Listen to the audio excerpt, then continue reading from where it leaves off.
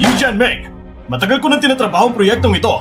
Bakit sa huli, ikaw ang kukuha nito? Ang puno ng opisina, silang may sariling desisyon. Kalokohan!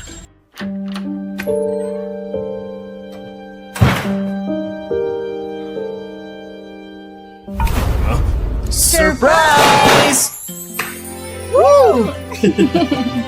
Jimmy, nasaan ang regalo mo para kay Euro? Anong regalo? Ngayon ang anniversary ninyo ni Euro. Araw ng kasal ninyo. Huwag mong sabihin nakalimutan mo. Ha? Napakahalagang araw tapos nakalimutan niya? Anong nangyari? Bakit parang malungkot ka? Wala lang. Mr. Liu, dumating na kayo. Yu Jianming? Sino nag-imbita sa kanya? Yu Jianming, huwag kang magkunwaring magalang.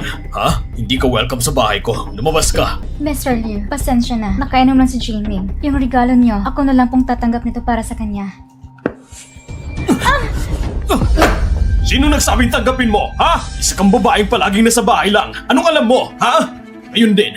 Palayasin mo na siya. Huwag mo kong hawakan. Hindi ako lasing. Bitawan mo ako. Hindi ako lasing. Huwag mo kong hawakan!